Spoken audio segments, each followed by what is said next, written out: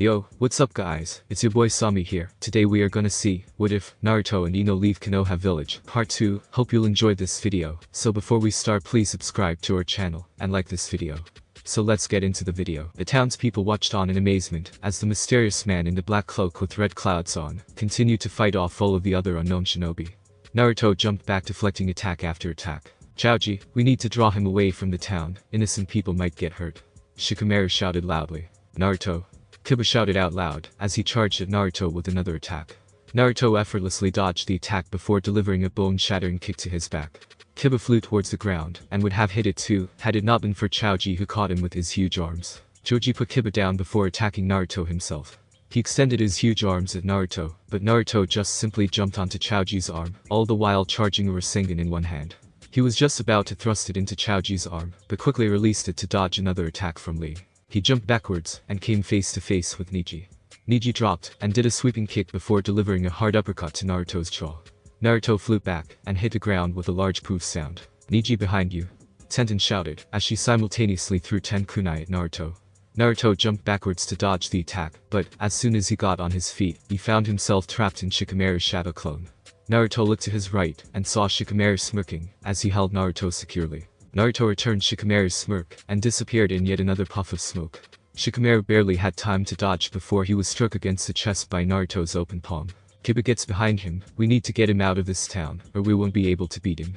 Neji shouted, as he, Tenten, and Lee attacked Naruto once again. Naruto dodged Tenten's needles, but caught one that he then threw back at her, hitting her in the leg. He turned immediately, and caught Lee's fist in his hand before throwing him into Neji. He turned again, but was caught by Kiba who kicked him hard against his ribcage. Naruto hit the ground hard, and felt the pain shoot through his side. He got up, and jumped back before being hit by Hanabi in the chest. He landed, but got kicked by Lee, sending him flying back into Gaara. He threw Naruto into the air before jumping up, and kicking the young blonde shinobi in the gut. Naruto watched the blood spray out of his mouth, as he flew backwards, and straight into the side wall that surrounded the small town. He knew they were trying to get him away from the town, so that they could do their stronger jutsus, but Naruto wasn't going to make it easy for them. He looked up, and his eyes whitened when he saw the huge storm of bugs that were mere inches away from him. Kaden. Kyoryuenden, Fire Dragon Flame Missile, Naruto shouted out before releasing a huge flaming dragon from his mouth. The bugs shot up into the air dodging the huge fire dragon. Naruto jumped back, as the huge swarm crashed into the ground in front of it. As he landed he saw Kiba charging at him with the Kitsuga, double-piercing fang. He dodged just in time, but was once again struck in the gut by Hanabi. He looked down at the girl, and smiled. The look on her face told him everything he needed to know. He grabbed her arm, and flung her back towards the flaming pile of rubble. Hanabi looked back, and shut her eyes in anticipation of the pain. She felt herself hit something hard, but soft, and looked up into Niji's pale eyes. Hanabi stays back, you're not ready to fight someone on his level. Niji said, as he put the young Hyuga down. Hanabi gritted her teeth in anger. She was sick of being treated like a child. She was old enough now to fight. Naruto jumped back in the air before smirking evilly. Kaden. Kakakyu no release.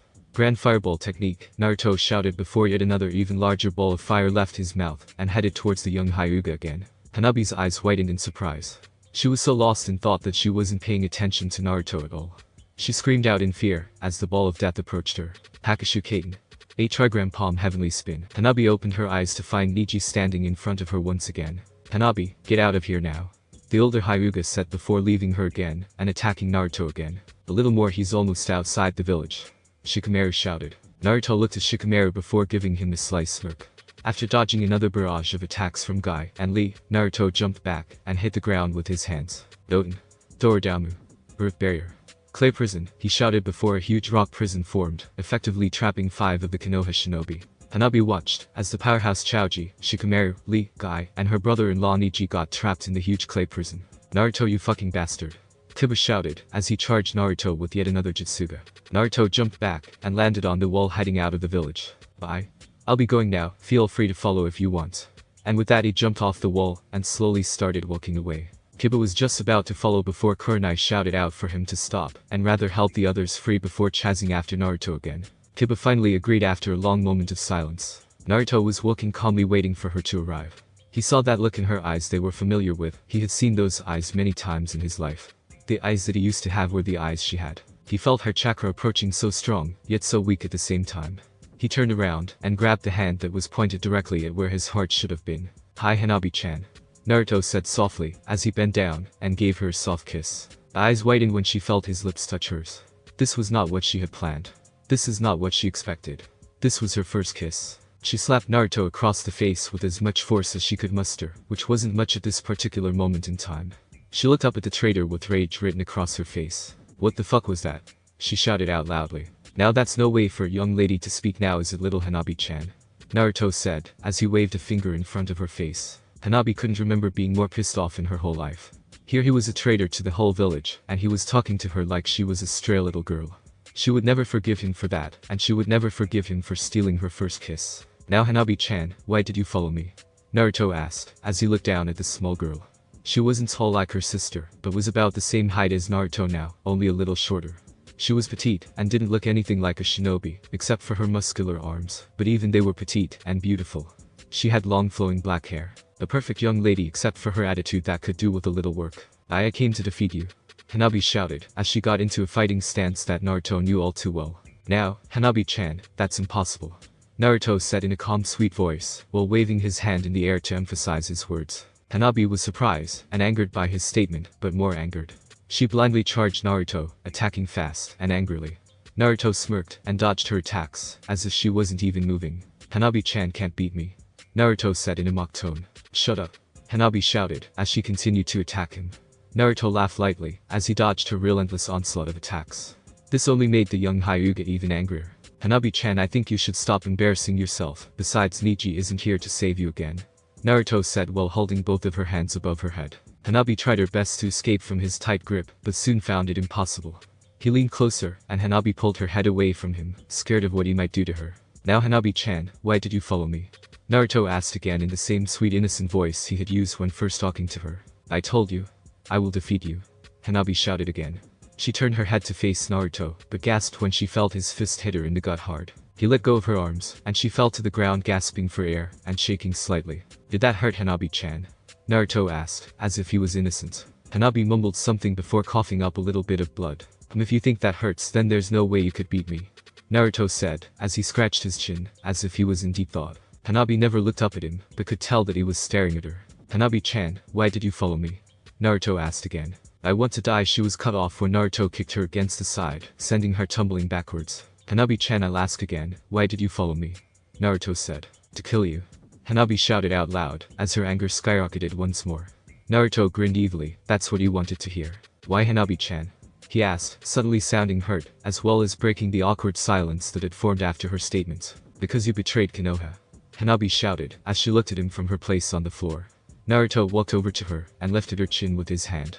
Hanabi's eyes widened again. Is he going to kiss me again? The thought had barely left her mind before she felt his hand hit her across the face. She fell to the ground, and looked up at him in surprise, as well as fear. Now Hanabi-chan, why do you want to kill me? Naruto asked, lifting her head once again. Hanabi felt his hand gently caressing her sore cheek. Because you betrayed all your friends. Hanabi said. Naruto wasn't sure if she was answering him or asking him, but knew that she was still lying to him, and to herself. He looked down, and slightly shook his head before his hand moved up in the air. Hanabi watched, as his hand moved towards her, and suddenly whispered something. Naruto's hand stopped mere millimeters from her aching skin. What was that? Naruto asked, as a smile started to make its way across his face. I want to kill you so that I can prove myself, as a strong shinobi, Hanabi said softly, never looking Naruto in the face. You want to be better than your sister, and Niji, don't you? Naruto asked in a tone she had never heard before. Hanabi looked at him for a few seconds before nodding her head slightly. Is it a yes? Naruto asked again. Yes, Hanabi answered. Do you hate them? Naruto asked. No. Hanabi shouted immediately. You hate them? Naruto said again, but this time it was more like a statement than a question. No, I didn't say, as she felt tears start to swell up in her eyes. You hate them? Naruto said again in a softer, kinder voice. Hanabi started crying, as she nodded her head slowly, while clinging to Naruto's arms. I do. I hate them. I hate them for not acknowledging me. She said, as the tears continued to fall from her pale eyes. Join me. Naruto said, as he held her tightly. Hanabi's head shot up, and she looked up at him. For the first time she had looked at him, really looked at him, and now she knew why her sister was so hung up on him. His blue eyes that shone with so many emotions, and so much caring it was hard to believe he betrayed his village. He had beautiful blonde hair that fell slightly over his eyes, and his kind-hearted nature was enough to make any girl fall for the young man. After a few seconds she realized she was staring, and looked away before answering him. I just can't, she whispered. Join me, and I'll train you, and raise you better than anyone else ever could. Naruto said before turning her head back towards him. Let me make you stronger. Hanabi was at a loss for words, breath, and even thought, as he spoke to her. It was like she was finally free from all the pain and anger she had been holding back. Naruto got up and gave her his hand. Hanabi hesitantly reached up and was about to grab his hand before a scream echoed through her ears. Hanabi. Niji's voice came from a few feet away. Naruto looked at her and bent down again, taking her hand into his and whispering in her ear. He got up and smiled at her before disappearing in the familiar poof sound that his shadow clones always made when they disappeared. Hanabi, are you okay? Niji asked, as he walked up behind her before the others joined her. They all looked at her with concern and worry for a while before she stood up and smiled. Tsunade's place. It seems like the battles are over. Naruto said before taking a generous gulp of sake. How did it go? Tsunade asked, putting her own cup down and crossing her arms. They all survived, but it would appear that they're still holding back.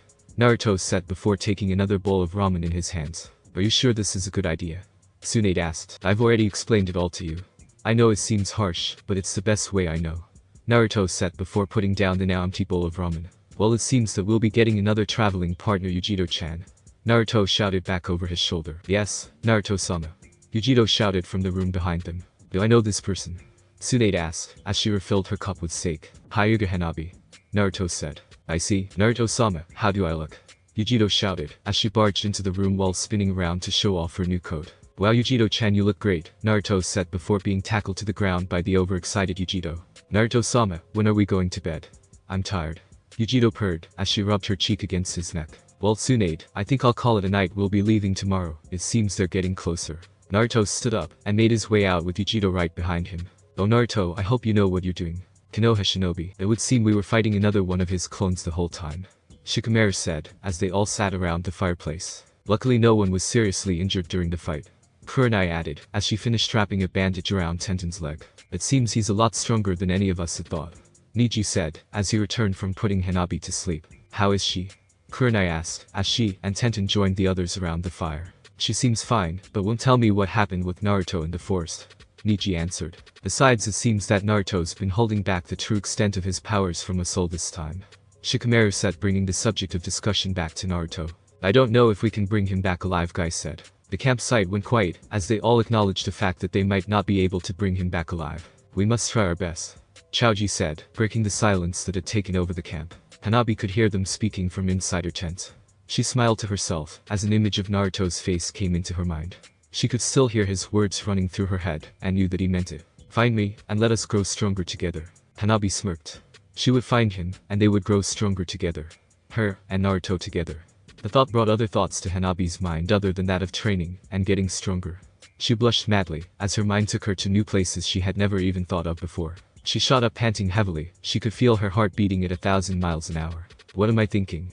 Hanabi said loudly before falling back into her futon with a smile on her face. She got up again, and pulled some clothes on before pulling a kunai from under her pillow, and slicing the back of her tent open. I'll find you, Naruto, she said before picking up a small bag, and sneaking out of the camp. With Naruto, Yujito woke to the sound of running water. As she slowly got up, she soon realized it was raining outside.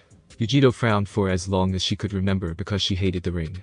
She got out of bed, and threw her new coat over her shoulders.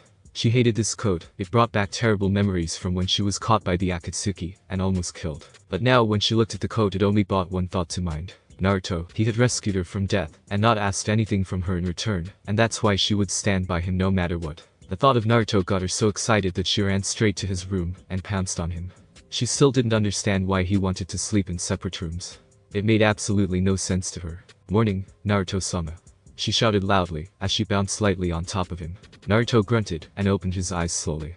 He was definitely not a morning person, and here he was being woken up at God only knows what hour by his hyperactive subordinate. Yujito-chan, do you have to? His sentence got stuck in his throat, as he looked at the half-naked woman on top of him. More like completely naked. Her new robe she was wearing was leaving nothing to the imagination in the position she was sitting. It's not early, Naruto-sama, it's almost 6. Yujito shouted, as she moved her face closer, and closer to his face, until her lips touched his. Naruto kissed her back. Morning, Yujito-chan. Naruto said, as he got out from under her, and made his way towards the bathroom. We leave in an hour. Naruto said, as he closed the door to his room. Yujito fell down on his bed, and took a deep breath, taking his scent into her nose. She had come to love this scent, and would follow it the rest of its days. No matter what or who tried to pull her away from it. Oh Naruto-sama, do we have to leave already? Yujito asked in a sweet innocent tone, hoping that she could convince him. After no answer came from him, Yujito smirked and got out of bed and slowly made her way towards the bathroom. She opened the door and could see Naruto in all his glory as the hot water ran down his body. She slowly slid the coat of her shoulders and got into the shower with him. "Let me wash your back," Naruto-sama, Yujito asked, as she let a loving purr escape her throat. Naruto looked at her for a second before nodding his head and turning his head to hide the blush that was spreading across it. "Yujito-chan, why did you follow me?" Naruto asked suddenly, as she slowly scrubbed his back. "Because Naruto-sama saved me." Yujito answered immediately. "I see, is that the only reason?" Naruto asked. Yujito went quiet for a few seconds before she pressed herself against Naruto's back and wrapped her arms around his neck before whispering in his ear. "Because I love you, Naruto-sama." "You know," Naruto started. "I know that too, Naruto-sama, but that doesn't stop me from loving you," Yujito said before giving him a deep passionate kiss. After they finally pulled away from the kiss, Naruto opened his mouth to say something, but was once again interrupted. "Naruto, there's an Anbu here from Konoha asking if you are here." Shizune's voice came on. "Tsunade-sama is holding them off, but they say they have orders from the Hokage to search the premises." Naruto and Yujito both immediately got out of the shower and got dressed before meeting Shizune. Tsunade had a secret passage built in case rogue shinobi were being followed. "Follow me, I'll take you to it," Shizune said, as she led them both down a long dark staircase. They came to a large room at the end of the staircase that was filled with scrolls and books that Naruto just assumed were scrolls of medical journals and jutsus. Shizune led them to a bare piece of wall where she did a number of hand signs that Naruto didn't recognize. She hit the wall with both of her open-palmed hands. Multiple purple lines came forth from her hands and ended up making a circle on the wall. A small door appeared on the wall and Shizune opened it. Past the door was an even longer staircase. "Please visit Naruto-kun again," Shizune said, as she placed a small kiss on his cheek. "Of course I will, Shizune-chan, and please tell Tsunade the same, and also tell her I say thank you for everything she's done for me in my life. She really is like the mother I never had," Naruto said, as he led Yujito through the door. "Of course Naruto-kun and Yujito-san are for you from Tsunade-sama," Shizune said, as she handed Yujito a small bag. "Thank you Shizune-chan, and goodbye." As the words left his mouth, the door closed and turned back into the cold hard rock that it had been. Naruto and Yujito made their way down the staircase as fast as they could until they reached the bottom, where they found themselves in a huge, dark, wet, and cold cave. They looked around and saw a small stream heading away from them. They followed the stream until they both came to a waterfall. It would seem that there was a waterfall in the cave, and a huge one at that. Naruto sighed. It would take too long to climb down, and he was kind of tired from that long staircase, and the way Yujito was panting, he was sure she was too. He smiled to himself before making a number of hand seals. He hit the ground, and after a puff of smoke a huge frog appeared. "Climb on Yujito-chan," Naruto said, as he got on the frog. Yujito followed his lead and got on the frog. She grabbed onto Naruto tightly, as the frog leapt down the huge waterfall. It landed in the water with a huge splash that caused the pair to be covered in water from head to toe. The frog disappeared as soon as the two were on dry land. Naruto looked at Yujito and could tell she was pissed off. "Sorry, Yujito-chan." "It's okay, Naruto-sama. I just don't like water that much," Yujito said, as she joined him, as they headed out of the huge cave. They were barely outside of the cave before Senai Jashu, hidden snake hands. "Naruto," Ino shouted, as the snakes wrapped around his body. Naruto looked left, and saw Anko, Kakashi, and Ino standing there looking at him. He looked down at his body that was completely wrapped in snakes, and then back at Anko. "I was wondering if they sent you three." Naruto's voice had returned to the dark wicked voice he used whenever he fought. "What the fuck's that supposed to mean?" Anko asked, as she made her snakes tighten their grip around Naruto. "It seems that he has already fought with the others," Kakashi said. "Naruto-sama, shall I take care of them?" Yujito asked. "No, it's fine, I can't have my little Yujito-chan getting hurt now, can I?" Naruto said, as he disappeared in a puff of smoke. Anko's snakes fell loosely to the ground, as Naruto appeared behind her. Yujito immediately attacked the slightly stunned Kakashi. She attacked ruthlessly, and did her job by successfully drawing the copy ninja away from Naruto. Naruto stopped it, and came back. Ino shouted, but, as she turned to face him, her heart stopped, as well as any other thoughts. He was holding Anko securely with a kunai that was a little longer than normal aimed at her throat. Yet the look in his eyes told her he would rather not be fighting. That he would rather be with her instead of on the verge of killing one of his old friends. "Have you come to join me, Ino?" Naruto asked calmly, as he looked at her. "Don't listen to this bastard, Ino, get him now while I hold him," Anko shouted, as she gripped tightly at his arm that he had wrapped around her waist. "Naruto, please come home with me," Ino shouted again. Naruto sighed, and quickly pulled his arm away from Anko, and pointed it at Ino. "Senai Jashu." As the words left his mouth, and Anko's eyes whitened. Ino had no time to dodge the attack, and took it head on. The snakes wrapped around her lithe arm, and one bit her directly on the neck. "Ino?" Anko shouted, as she watched her roommate and friend fall lifelessly towards the ground. "Ino?" Naruto said softly and directly into Anko's ear. The tone of his voice sounded evil and reminded Anko of her sensei. "Naruto, you bastard," Anko shouted as she hit him with her elbow and moved away from him. She ran over to Ino and picked her up, holding her tightly. When she felt Ino's soft breathing against her neck as she cradled the younger girl, she was so relieved that she felt her own tears rolling down her cheeks. "She's fine, Anko, it was just a sleeping poison," Naruto said as he walked over to her. Anko screamed out before suddenly charging Naruto. Naruto didn't expect this sudden change in temper and didn't have time to block her raging fists. Anko successfully landed a head to Naruto's jaw, sending him flying back. She jumped up and landed a hard kick to his gut. "Wow, she's really serious," Naruto thought as he tried to block yet another high-powered attack. Anko landed on the ground and smirked before doing a number of hand signs that Naruto had only seen once before, and that was when Jiraiya and Tsunade fought against Orochimaru. Kuchis. Rashomon. The giant purple snake appeared and charged at Naruto, giving him very little time to dodge. He managed to get away and jumped in the air preparing to do a summoning of his own, but was cut off by hundreds of flying kunai and shurikens from Anko. He moved his body in the air to dodge the hundreds of deadly ninja weapons, but got hit in the side by the giant snake's tail. Naruto plummeted to the ground and hit it very hard. He immediately got up and began making hand seals. Shaiho Happo Shuriken. Shuriken from all directions, Naruto shouted, as hundreds of shuriken flew towards Anko.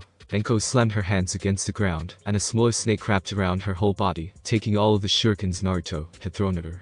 Naruto gritted his teeth and landed on the ground, but suddenly found himself wrapped in the tail of Anko's huge snake. Anko grinned when she saw Naruto trapped by her summon, but soon her grin turned to a frown, as Naruto disappeared into a small white cloud of smoke and appeared behind the snake again. "Chao Damura Sengen, Super Great Ball or Sengen," Naruto shouted, as he thrust his giant ball of spinning chakra into the huge snake. Anko watched in horror, as her giant snake blew up right before her eyes. Naruto landed and smirked at her. "I could use someone like you to join me, Anko." "Ha, like hell. I'm bringing you back or killing you right here," Anko shouted, as she pulled out another kunai and licked the edge. Naruto smirked that he wanted her even more now. "Kage Bunshin," Anko shouted, making 4 clones that surrounded Naruto. They all simultaneously attacked Naruto.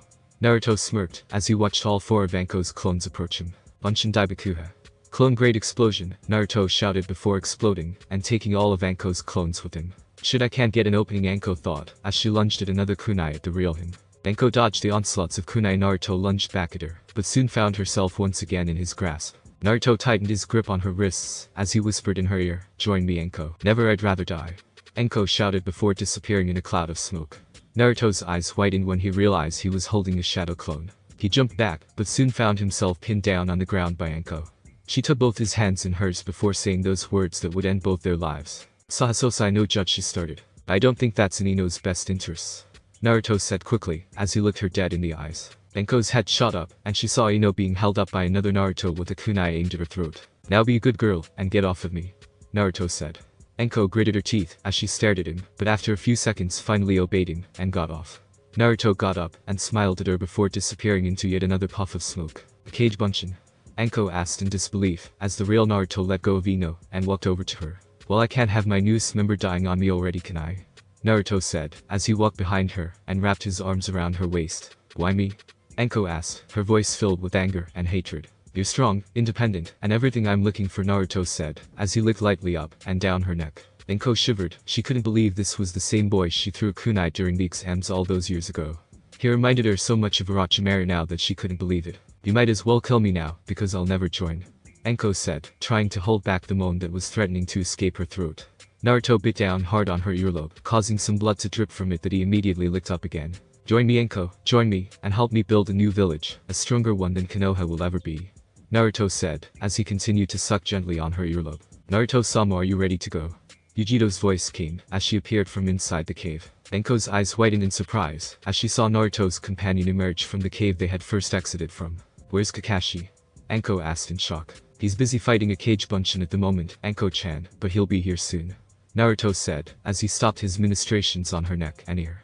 Anko couldn't believe that he had planned it all. He was playing with her, and he had saved her life. "Join us, Anko-chan, Naruto-sama isn't the bad guy here," Yujito said, as she approached Anko. "The politics of Konoha are the problem of Anko-chan. You should know, didn't they abandon you when Orochimaru betrayed the village? They still don't trust you, Anko-chan. No one really cares for you, Anko, but I do know exactly what you've been through.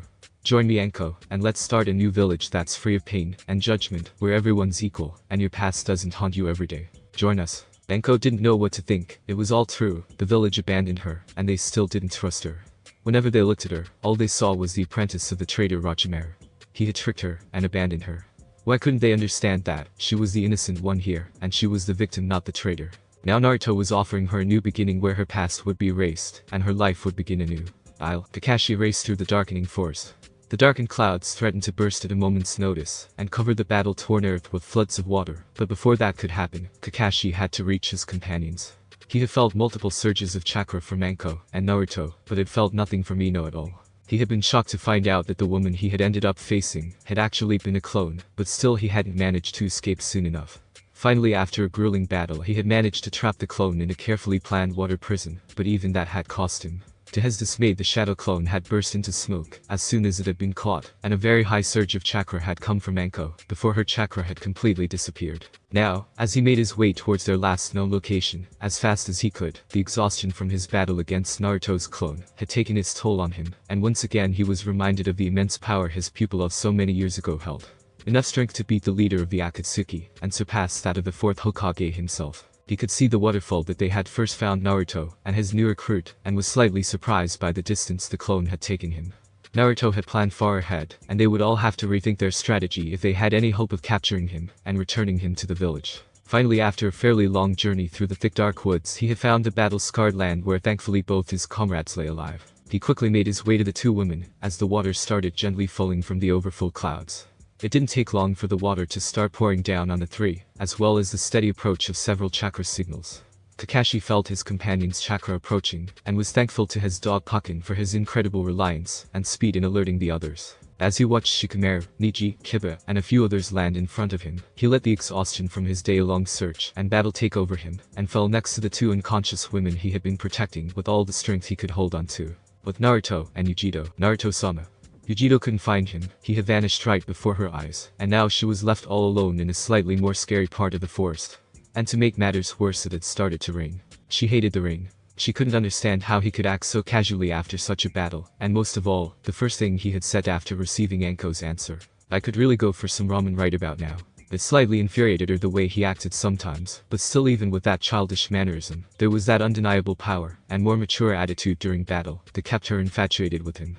It was as if he was a different person during a fight, one that lived for the thrill of the fight, but she could stake her life on it, so that there was a bit of regret when he had to fight those closest to him. Yujito-chan. Yujito couldn't suppress the scream of horror that left her, as Naruto fell right in front of her with the biggest smile over his face, as he screamed her name aloud. Acting on reflex, she did the first thing that came to mind, and before she could stop herself, she had slapped Naruto right across his face. There was a long pause, as the two just stared at each other, neither saying a word, before Naruto turned away from her, and crossed his arms across his chest imitating an angry child. Naruto-sama, I'm sorry, you just fell out of nowhere, and it was all so sudden, and I was looking, and it's so dark, and there's a small village just ahead, and then we can get some ramen. The smile was once again showing in full force, and Yujito was once again left speechless in front of the man she admired, but most of all starting to love more and more. Small camp somewhere in the middle of the woods. Anko woke up with a start. The whole left side of her body hurt. She winced, as the pain of 4 broken ribs ran through her body. She looked in both directions trying to determine her exact location, but found Ino sleeping peacefully on her left, and Kakashi on her right. Ignoring the pain that was overpowering her whole being telling her that she shouldn't be moving, she got to her feet, and left the medium-sized tent. As she made her way out, she was glad to find the other shinobi that had been sent in search of Naruto. Anko gritted her teeth. Just the name alone pissed her off. When did he get so strong? Sure, he had defeated pain and brought an end to Akatsuki, but his strength was almost in a different league to hers or anyone else in this search party. She was almost sure he had surpassed the current and even passed Hokages. Anko, thank goodness you're okay, came the sweet voice of Anko's good friend Kurenai. Anko looked at the many faces of her good friends and companions, but couldn't help but feel a bit conflicted in the choice she had made. Did they really care like she hoped, or was Naruto right? Did they all see her as nothing more than an abandoned Orochimaru experiment? I'm fine. She lied to pain in her side, and the conflicting thoughts in her head made her anything but fine. So we're about to eat, Chaoji said suddenly. The excitement was clear in his voice, as he took a long whiff of the food that was busy cooking. Taking the pain in her side into consideration, as she sat down, and it made itself known, she decided it would be best to rather not eat anything anytime soon. I'm not really hungry, she said softly, as she looked at the slightly bruised and worn out forms of her comrades. What happened with Naruto? Shikamaru asked, getting straight to the point. Once again Anko was filled with rage. He had easily beaten her, and then offered that ridiculous offer to her. Join me. Whether that was a request or a demand Anko wasn't sure, but the fact that he might have even thought of demanding anything from her made her even more livid. After we found him, he separated Ino and I from Kakashi, and then, as you most probably already guessed, we fought. Ino was knocked out instantly, and I didn't stand much of a chance. Her voice clearly showed her own shame and embarrassment, but she continued. He then asked me to join him. She added quickly, almost too quick for anyone to hear, but they did, and the many gasps of shock and stunned looks on her companions' faces told her that. Even Chaoji had dropped his piece of barbec when the sentence reached his ears. At least you didn't give in. Kiba said, eventually breaking the awkward silence that had spread after Anko's sudden announcement, leaving Anko slightly confused. Kiba. We're not sure about that yet, so it's okay. Kurenai said to her ex-pupil. Well, it's pretty obvious.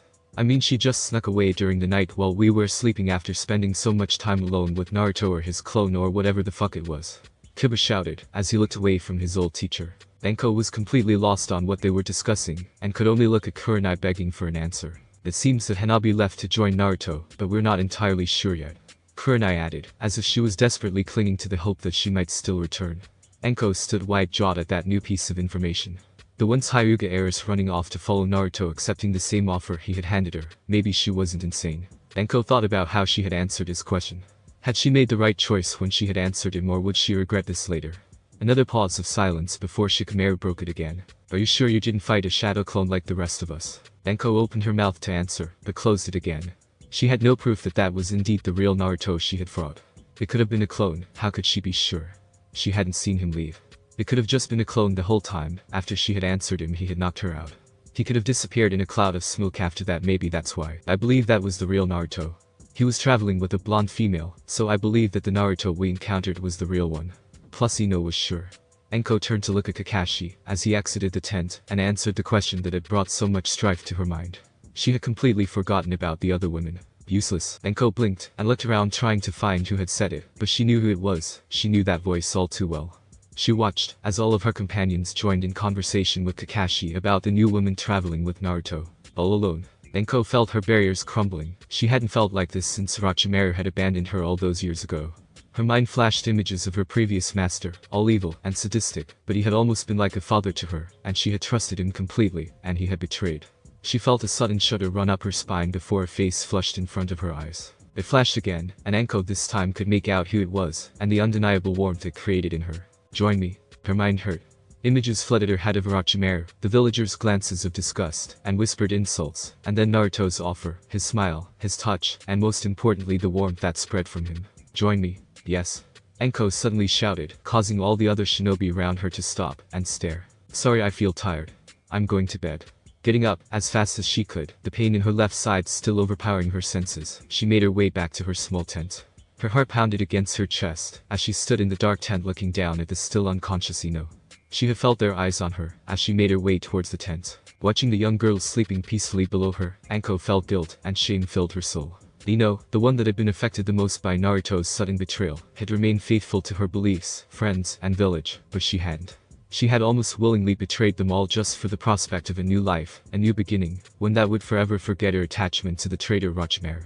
But the thing that frightened Anko the most was that she still wanted it. Looking out at the firelight, Anko caught glimpses of the other Konoha shinobi, and suddenly remembered Kiba's words. At least you didn't give in. Suddenly she realized that one of her comrades had already left. Hanabi, the Hyuga heiress, had left. She had given in to her deeper desires. She had fallen prey to Naruto's tempting offer, and left to join him. Hanabi had given in just like she had. Anko flushed red, as memories flooded her mind of the last time she had seen Naruto. Running his tongue along her neck, she felt shivers run down her spine, as she remembered the feeling he had conjured up in her. Anko. Anko's eyes immediately shot open at the soft voice of her roommate and partner. Did we get him? Ino asked while she looked at Anko through half-lidded eyes. Anko never answered, and just slowly shook her head, looking away from Ino, as the guilt from her previous thoughts took over. She couldn't face Ino, and just turned away from the young blonde. I see. Anko felt even guiltier, and turned around to apologize to Ino, but the younger woman was already asleep again. Making as little noise as possible, Anko lay down on her own bed, her mind swarming with thoughts about what she had done, or rather what she had to do. Her night's sleep was not a peaceful one, and instead she had woken up a few times from horrid nightmares. She looked from face to face, taking in the different expressions of her fellow shinobi, but her mind was conflicted with thoughts of what she was about to do, what she had to do. The journey back to Konoha had been a hard one for all the present shinobi. They had failed on what could have been one of the most important missions of their life. Shikamaru, Kakashi, Chaoji, Lee, and Guy discussed the next possible place Naruto would go, what he was planning to do, and the other mysterious thing that had arisen from Naruto's strange behavior. Tenten, Kurenai, Kiba were asking question after question about Naruto's new traveling companion, and even though it clearly hurt Ino to talk about the blonde she had seen, she tried to explain, but the fact that she had been knocked unconscious hadn't helped. This led the curious shinobi to Anko. They had barraged her with questions about the mysterious blonde that had been with Naruto. At first Anko had refused to answer anything, but after seeing the pleading look Ino had given her she gave in, and told the young blonde, as well as others, all that she knew. As usual the bug user had kept to himself all throughout the trip home. Anko noticed that he hadn't been there when she had returned, and she didn't blame him either.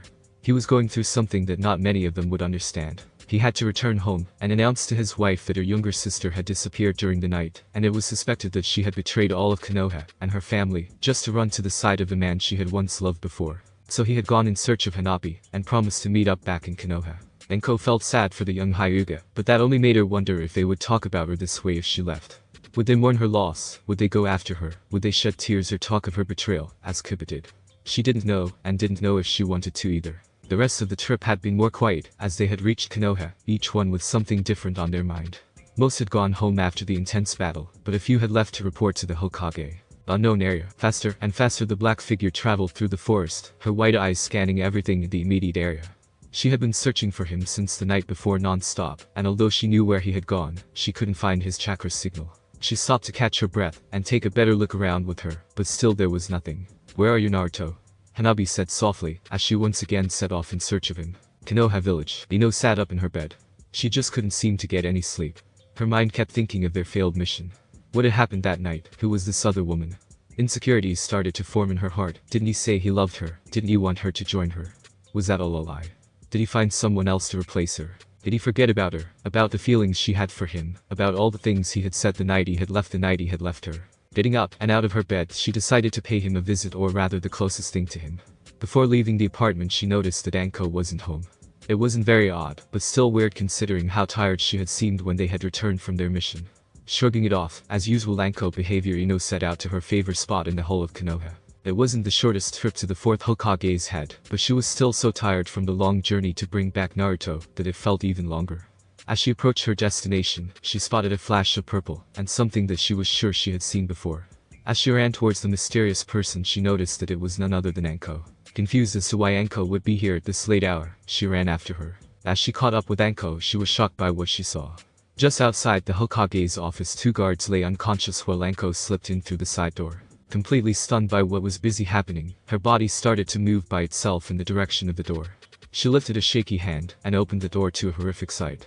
There before her lay several unconscious guards. Ino couldn't think of what to do in this situation, except follow her roommate and good friend. As she entered the dimly lit room she came face to face with Anko. There was a moment of silence, as the two looked each other in the eyes, each wide-eyed and stunned. Anko, what are you? Ino couldn't even finish her sentence. Her mind was swarming with different thoughts. Anko betrayed the village. She's leaving with Naruto, she's leaving me. Everyone I care about, everyone I come into contact with leaves me. I'm all alone. Ino? Anko didn't know what to say, as she stared down at her good friend. How was she supposed to explain this? She was leaving her and the village, but this was right. She needed a new life, a new beginning. Ino, come with me. Naruto loves you, and wants you to join him. Why? Why does everyone I care for leave me? Ino was on the verge of tears, and Anko felt that same guilt she had felt that night when she had spoken to Ino in the tent. She looked away, unable to face Ino, unable to say anything. Ino stood there, as Anko walked past her slowly before stopping. Come with me, Ino. There was no reply, and Anko just nodded before leaving Ino alone. Ino fell to her knees, as the realization of it all hit her. She was really alone now. Naruto, the man she loved, had left her, and Anko, her roommate and best friend, had left her. No one wanted her. But Naruto and Yujito. Yujito gasped, as she looked over the bright orange village.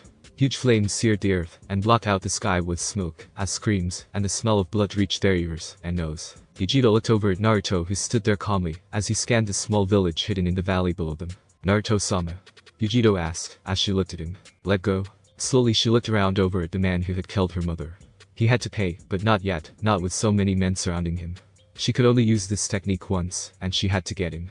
She had watched him slaughter her mother, the only person she was close to, the only person she trusted, the only person who loved her.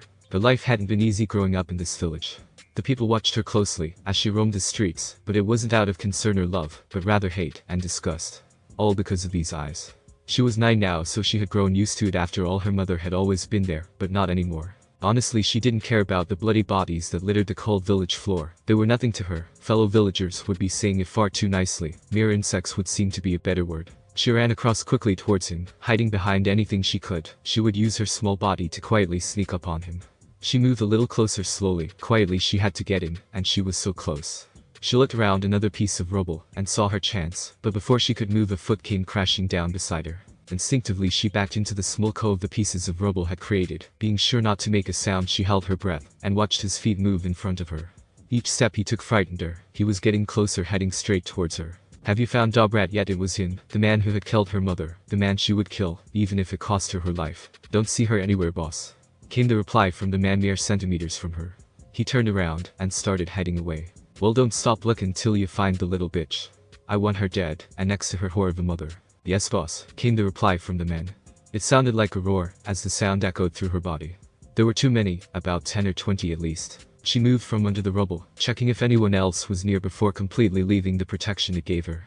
She was so close she could see her mother's dead body laying there in a pool of crimson blood. The man standing in front of her, his back towards her, but she needed eye contact. It was the only way this would work. She moved a little closer, but before she could get any closer she felt a strong hand grab her from behind.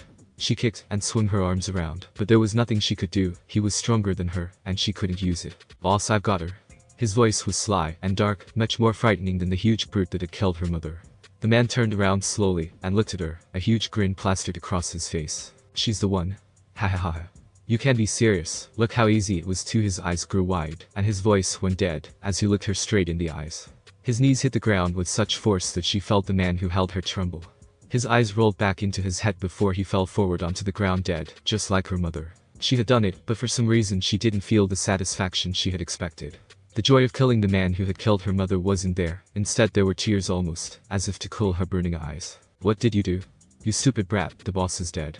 She could hear all the men screaming at her, as they looked at the body of the man that had once led them lying motionless on the ground before her. I'll kill you. It was in that same dark twisted voice, as before the man that held her. She felt his hand hit her face, knocking her to the ground, but she didn't move. This always happened every time she used it. The pain her body felt now was like payment for the technique she had used to kill. Her eyes focused on the man who had hit her. His own eyes were dark and emotionless, nothing like the way his face looked, full of anger and what seemed like fear. He pulled a knife out and moved closer to her. She couldn't help but thought if only she could do it again, just one more time. That technique, that horrible technique. The long black cape with 9 long orange stripes appeared in front of her, out of nowhere. She strained her body to look up at him, but she just couldn't. She didn't have the energy. Her eyes drifted close as she looked at the man, his hand stretched back with a blue orb spinning around in it, and, as she slipped into unconsciousness, she heard his voice, deep and powerful, just what she imagined her father's would be like. She opened her eyes, and found the man that had killed her mother covered in blood, staring at her with hate-filled eyes. This couldn't be anything that has ever survived that technique. He shouldn't be here. She backed away, her arms pulling her further away from him, but he didn't move. He stood dead still, his body morphing, and changing black liquid shooting out from his mouth, nose, eyes, and even his ears. He was changing into something evil, something that wanted to hurt her just like he had hurt her mother. A loud fearful scream left her mouth, as her eyes opened once more, but once again she wasn't alone. She looked at the person beside her, and moved away, as quickly as she could. She cowered with the blanket pulled around her legs, watching this mysterious woman in front of her. Blonde, and beautiful like her mother, but that's when she noticed it had the same black cape, as before. Yujito stood there shocked. She hadn't expected this at all. Those eyes knew that she had seen them, but only once, and on the only person believed to still have them. She saw the girl shivering, and quickly recovered from the initial shock. It's okay, I'm not going to hurt you. Naruto-sama saved you from that man, it's safe now. Yujito put her hand out towards the girl. She was quite pretty. Long black raven hair, pale skin, much like that of the young Hyuga Naruto had tried to recruit, but the biggest difference possible. Those eyes, red with 3 black dots on each eye. The Sharingan. What's your name? Yujito was curious to see how much she knew. Uchiha. The girl answered softly. Once again Yujito was left shocked. She had thought that the girl wouldn't know, that the villagers of that town would change her name or something, if it had got out that an Uchiha was still alive, other than the current Hokage of Konoha. It would have caused a manhunt between all 5 great villages. I see, and do you know who your father is? This time it was a man's voice that Rei heard, but she had heard it before. She looked up at the man, blonde, blue eyes, the complete opposite of her father. She felt disappointed, but answered nonetheless, Itachi Uchiha.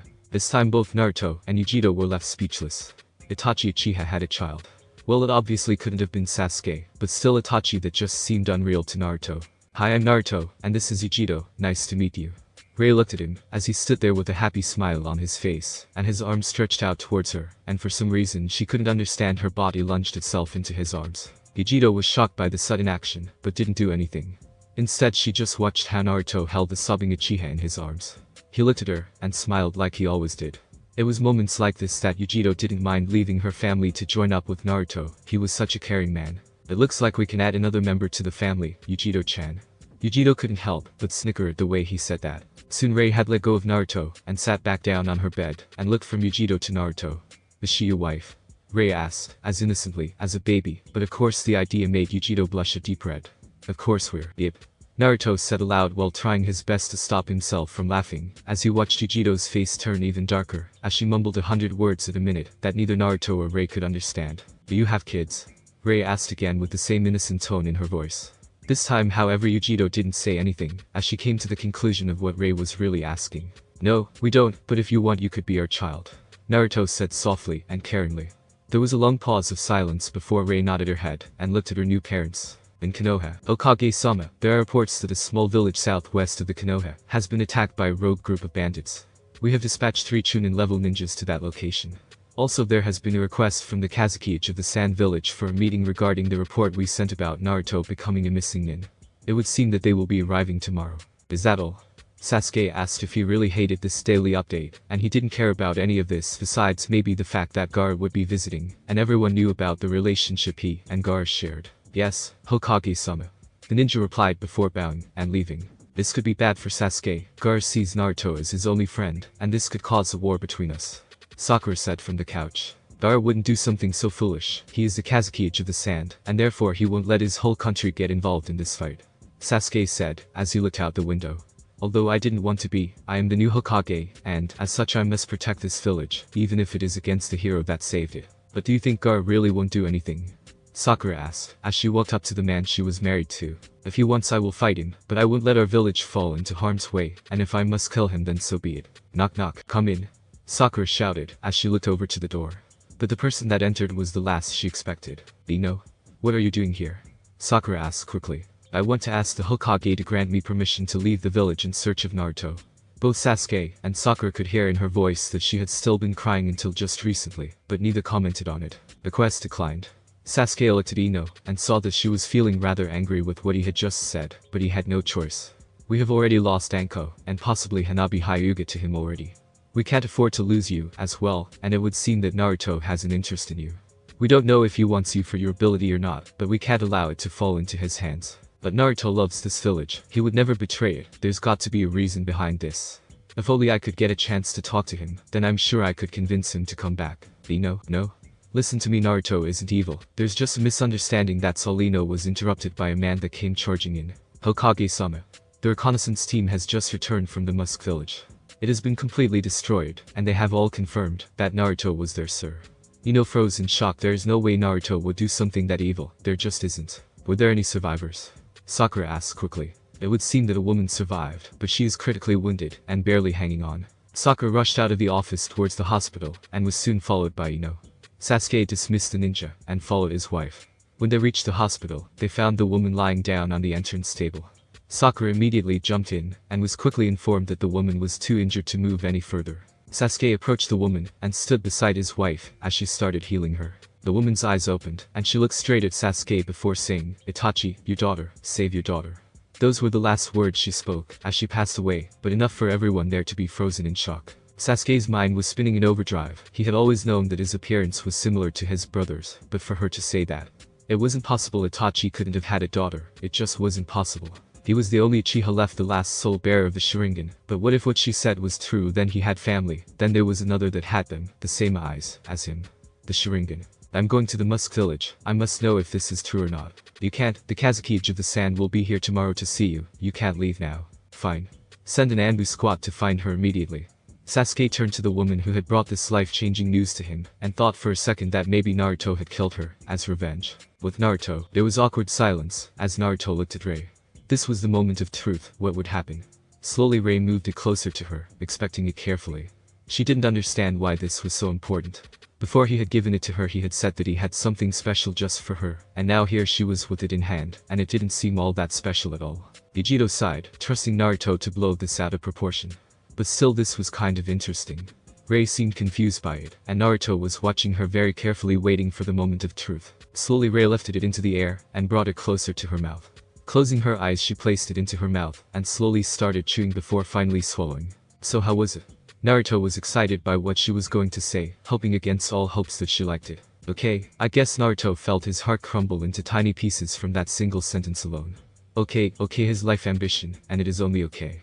He had tasted it, and although it wasn't as good as Ichiraku's ramen, it was still good. Yujito burst into laughter, as Naruto fell to the ground defeated by a mere child. How can this be? I tried so hard. The ultimate Naruto or Sengen special. Oh why? Naruto got to his feet with new determination. He now had a goal. To make Rei's favorite ramen. He looked at his adopted daughter, as she gulped down the rest of her ramen. He hadn't felt this happy in a long time. Rei was something special he had realized, and he would protect her no matter what. When Rei was finished she looked at him with a serious look on her face. More please. Naruto was overjoyed that she wanted more, but when he looked into her eyes he realized something. Rei-chan, why do you have your Sharingan active all the time? The question was simple enough, Naruto thought, but Rei just looked at him in complete confusion. Naruto-sama, I don't think Rei even knows that her Sharingan is active at this moment. Yujito said, as she approached Rei. Ha? What do you mean? Of course she knows it takes a lot of chakra to use Sharingan, so she can't have it on all the time, right? Plus Sasuke doesn't even have his on all the time. Rei watched the two, and listened to their conversation. Was this thing her eyes called Sharingan? Was there someone else who had them, her father maybe? She turned, and looked at the bucket of water that lay next to her, her eyes reflected in the clear water, blood red with 6 black dots in total. Was this Sharingan? Without thinking Rei whispered its name, Sharingan. Well, we're just going to have to teach you how to control that. I'd love to see Rei-chan's cute eyes. Naruto said, as he watched Yujito walk over to Rei, and put a small black cape with 9 orange tails on the back over her shoulders. Rei looked at Naruto, and smiled before nodding. Sasuke, he's here. Sakura called, as she entered the Hokage's office. Sasuke had been waiting rather impatiently for Gaara's arrival. He had dispatched 2 groups of Anbu earlier that morning to find out anything they could about Itachi's daughter, but he wanted to head out, as soon as possible. The possibility of another blood relative excited him more than anything had in a while.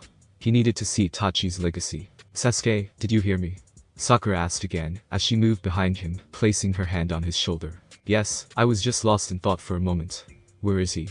Sasuke asked, as he sat in his chair ready to fulfill his role as Hokage. Sakura's sentence was interrupted by a knock on the door. Come in, Sasuke said, watching, as Sakura moved to her usual position behind him. The door to the office was opened rather slowly by the ghostly white hand of the Kazekage of the hidden sand village. Gaara moved silently forward, and nodded briefly towards the two before seating himself in the middle seat directly opposite Sasuke. Soon he was surrounded by his 2 older siblings, Kankuro and Temari. Although Sakura saw Temari much more now that she lived in Konoha, seeing her next to her brother, and not her husband, Shikamaru reminded her that she was once a sand village ninja, and would most likely be one till she died. It's been too long, Gaara. Sakura said sweetly, as she greeted the 3 sand ninjas with a curt nod. Yes it has, was Gaara's short reply, but unfortunately Kankuro was not so subtle. What is this we hear about Naruto? It can't possibly be true. Anyone who knows him knows that he loved this village more than anything in the world. And to put him in the bingo books. That is going too far. Kankuro shouted. I just don't understand what could make him leave. Temari said, as she looked between the 2 Uchihas in front of her. Sakura winced at the words they spoke. She still did, and suspected she would always feel some guilt for what she had done to Naruto. Unfortunately, what you have heard is the truth. Sasuke said calmly, placing his elbows on the desk, and becoming deadly serious. Sakura watched quietly, as her husband explained the situation to the sand representatives, carefully watching for any signs of aggression in their reactions. Temari's face was in complete disbelief, and Kankuro's showed nothing but anger. Even Gaara's face, which was usually passive and calm, was anything but. His eyes had whitened from hearing the news, and his mouth was pressed into a tight line. It was clear to her that the sand village Kazekage was not happy. Once Sasuke had finished explaining the whole situation to them, the 3 sand shinobi had fallen dead quiet. The awkward silence drew on for what was easily a good minute, and, as everyone knows, that minute usually feels like a lifetime. Gaara was the first one in the room to reply, and break the silence that had engulfed them. Naruto is my friend. The words were simple, but coming from the mouth of the one-tailed beast sounded so confident and sure, that no one would believe he had once tried to kill the ramen-loving yellow-haired shinobi. Sasuke could feel Gaara's eyes boring into him. So what does this mean about our villages? Sasuke asked, sticking to the point, maybe being the only other person in the world who could understand the influence Naruto could have on you. The hidden sand village will assist Konoha in the search and return of Uzumaki Naruto at any cost. Gaara stated once again with a calm steady voice. Thank you. Sakura said hastily, her eyes on the verge of tears. It was such a relief off her shoulders to hear her one selfish act would not influence the lives of the thousands of people who relied on the treaty between the two villages. Don't misunderstand. Tamari interjected quickly. Gaara is not doing this for you, it's for Naruto. There's one thing of which I am sure, and that is that Naruto loved this village. And for that we will stick by it even if he has truly become the enemy. But I have one condition. Gaara said, finishing his older sister's sentence. Sasuke looked at Gaara curiously wondering what could be this condition he spoke of. Remove Naruto's name from the bingo books immediately. That is a non-negotiable condition. Gaara's voice was stern, and his eyes hard, as he stared straight into Sasuke's eyes. The danger lingered long after the words had left his mouth. Sasuke remained still until finally he nodded. I still don't believe it. Kakeru said, his voice softer and much calmer than it had been mere moments ago. There was silence in the room, as the five of them all shared one thought with Naruto. We thank you for your future assistance, and hopefully this will all be sorted out without the need for unnecessary bloodshed. Sasuke said professionally, as he stood and reached out his hand towards Gaara. There was a moment when both Sasuke and Sakura thought Gaara wouldn't return the friendly gesture. But finally Gaara reached out and took his hand on his own. He opened his mouth to say something, but was interrupted by a loud banging on the door. There was a moment where Sasuke just stared at Gaara, as if unspoken words were coming from each of them. Finally Sasuke released his hand before calling out, who is it? There wasn't an answer. Instead the door flew open, and a very pregnant, very angry Hinata came rushing in. It was a pleasant surprise that Hinata had gotten over her shyness after falling pregnant, and everyone would agree they liked the new Hinata more, except maybe the fact that when she got angry there was no stopping her. I want my baby sister back right now. Hinata shouted at the top of her lungs, instantly making her presence known to everyone in the room, as well as scaring them too within an inch of their life. They watched her, as she huffed, and puffed, her arms sticking straight down her face in an angry frown, and her huge belly turning the whole affair comical. After a few seconds one Niji Hyuga entered the room, dirt still covering his ninja gear. It was obvious he had just returned from his search for the younger of the Hyuga heiresses. I couldn't stop her. Niji said lamely, as he entered mimicking Naruto's trademark head scratch. I take it that Hanabi has not been found then? Sasuke asked cautiously of the fuming Hinata. Obviously. Otherwise I wouldn't be here now, would I? Hinata shouted, as she stomped over towards Sasuke. It was only then that she saw the eyes of the three sand ninjas on her. You got a problem? She asked, glaring at them slightly. The three visibly blanched at her expression. Even the unmovable Gaara took a step back. It would seem his natural animal instinct for survival was overpowering his usual stoic composure. Thought so. Now when are you sending someone after my sister? Hinata asked once again, this time with a little less danger in her voice. We already have. Sasuke said, looking her dead in the eyes.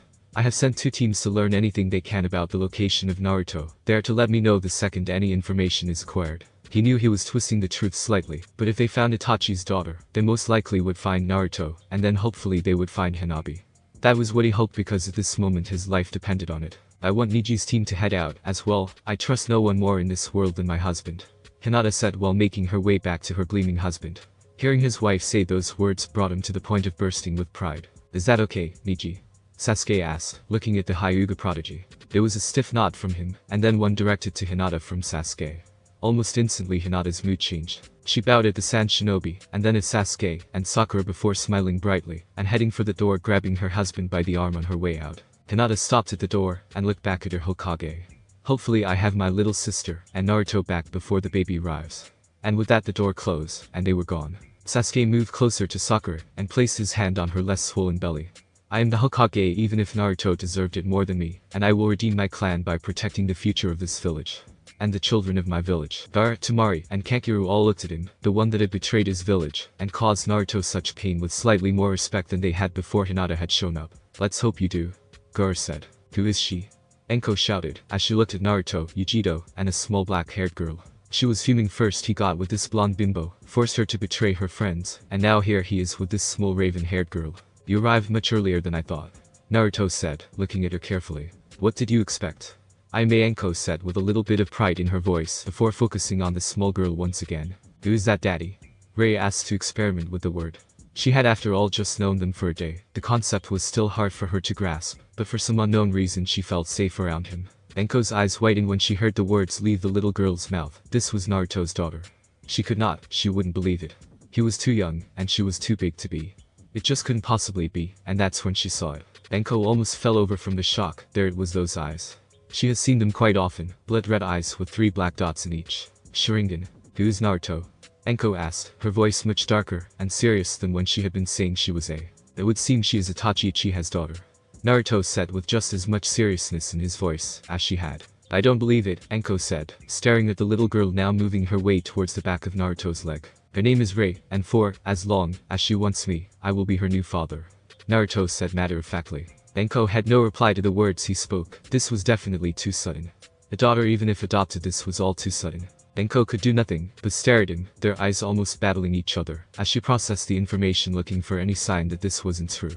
Finally Anko was the first to look away before sitting rather ungracefully on the floor across from a wide-eyed Yujito. Hello Anko, Yujito asked, feeling slight fear for the snake mistress. Yujito was not the most graceful woman, nor was she the quietest, but next to this loud unabashed woman she felt like a nun, although a very weary nun. Yujito never received an answer from the purple-haired, instead was presented with a cloth-wrapped parcel. Doing the first thing that came to her mind, she opened the parcel, and was presented with a scroll and a book. She had never seen the book before, and the scroll was covered in symbols she recognized as a sealing technique. That was the first book Jirei wrote. I was named after the main character, Naruto said, as he took the book from her hands. There was a moment of silence, as he stared at it, Rei sticking her head out from behind him to get a closer look at what he was holding. Yujito watched, as he picked Rei up, and placed her on his lap before opening the book to the first page. Anko looked at the 3 of them before falling backwards from her seated position, her small smile hidden from their eyes. She would now be with them, her new life away from her twisted past, the one she thought she would never be able to escape. 6 shadows moved faster than lighting over the burnt rubble, scanning every inch of land. It was littered with dead bodies, innocent villagers who lay sprawled across the bandits that had killed them. Almost as if in the afterlife they would battle for eternity. Anything? Came the call from the cat-masked figure, as he scanned the ground for anything his men might have missed. Nothing yet, sir. Came a softer voice from a man adorning a wolf-like mask of his own, as he appeared from the rubble on the other side of the village. The cat-masked man knelt in front of one of the bodies, and ran his fingers over the ground surrounding him. The small crater revealed the all-too-familiar spiral markings that Naruto made. Then let's move out, he shouted, as he signaled for his men to follow him. He jumped in the air, and was followed closely by his team. You liar, Ino said, as she looked at the crystal lying on the table. You told me this crystal would lead me to you, it doesn't do anything. The frustration was overwhelming her. Ino stood, and looked out the window at the face of the 4th Hokage. She hated that face, and it reminded her of him. She watched the people of Konoha going on with their everyday lives. She wondered how they could be so oblivious to what was happening around them, or was she the only one who had to live through this pain of longing? Grabbing the crystal from her bedside table, she leaped from the window, and landed on the ground below, too quick for anyone to even notice before she headed off. She knew where she was headed, the only 2 people she could count on in this situation. Her old teammates. They had shared every aspect of their lives together, she just had to hope that was enough. Without even realizing it, she had come out in front of his favorite place. Through all the years of suffering, before he became the hero, and was loved by all, this place had always been there for him. She couldn't even enter. She kept seeing him there eating ramen, and joking around. But life went on. Ichiraku's ramen shop was open for business, and business was doing well. She took a glance at old man Tucci and Aim. They were frantically running around trying to service their customers, and Ino couldn't help but wonder if they even missed Naruto at all. Moving on, she came across the academy. It was quiet today, just a couple of students practicing how to throw their kunai. Even here life went on. She watched as Iruka showed a young boy the correct way to hold a kunai, the correct way to throw, and finally hit its target. Ino felt anger build up in her as she watched him. She couldn't believe he was here teaching them all this instead of out there getting Naruto back for her. Her grip tightened around the crystal in her hands as she made eye contact with her old sensei. He gave her a reassuring smile, but didn't receive one in return. Instead, she ran full speed away. She needed to reach Shikamaru's house. She needed them to help her get Naruto back. Shortly after, her awkward encounter by the academy, Ino reached Shikamaru's house, only to be met by both her teammates. Ino? What are you doing here? Choji asked, as he looked her over. She was panting slightly from the distance she had just run, but looked them both in the eyes. Help me bring back Naruto, Ino said, as she made her way over to them. That's when her eyes caught onto it. There was a big picture of Naruto's face. She remembered it was taken at his last birthday party. But that was not all. There were files upon files ranging from missions he had completed to what she could only assume were a list of the techniques he used. It's all the information we have on Naruto, Shikamaru said, as he handed one of the files he had been reading to her. If we plan to bring Naruto back, then we're going to need all the information there is about him. Ino could feel tears starting to well up in her eyes as she looked at her oldest friends, but she had decided she was going to be strong. She would help them find Naruto no matter what it took. This might help. Ino said, as she placed the crystal down right next to Naruto's picture. He said it would lead me to him. Although I haven't figured out what he means. Knifing Naruto is something no one would ever think of. Kiba said, as he came out of Shikamaru's house, swallowing the last bit of his sandwich before he finished his sentence. Kiba? Ino asked if she wasn't even aware that he was here. You're not the only one who wants him back. Kiba said, as he slung an arm around her. I owe him a punch in the face. We're going to get him back, Ino. Chaoji said. Niji, Tenten, Lee, and Guy have already set out on reconnaissance. It was basically a direct order from Hinata. Shikamaru said, receiving a laugh, as well as a scowl from Kiba, as the images of his pregnant teammate flooded his mind. Ino's whole body was shaking. She had tried to stop them, but they fell anyway. She hated crying, it was all she did lately, but for the first time since he had left she was shedding tears of joy. They care, they still care. Come on. Don't cry, we'll get him back, Ino. Kiba said, never being very good at comforting a woman or anyone for that matter. Thank you all so much. Ino said, giving them the biggest smile anyone had seen in the longest time. Ino joined the rest of the team around the picture of Naruto's face. Shikamaru waited only a second before starting the briefing. Ino listened intently, as each one relived the fights with Naruto. From Kiba's fight in the exams to their most recent encounters. It is obvious he is much stronger than any of us gave him credit for. Shikamaru said. As well as using techniques none of us knew he could. Chaoji added. Ino smirked, she knew. After being on so many missions with Naruto, she knew the techniques he was capable of. She has seen them more and more lately, as the quality of the missing nin they hunted or the renegade bandits they fought increased. The meeting, as it was called now, ran late into the night, every so often everyone having to take a break for Chaoji or Kiba, unstoppable hunger. When they had finally finished, Ino was tired, but happy. There was no hope that she would see him again, and sometime soon. Thanks for watching my video, leave a like if you enjoyed my video, and also do consider subscribing to my channel for more awesome content. See you next time, till then sayonara.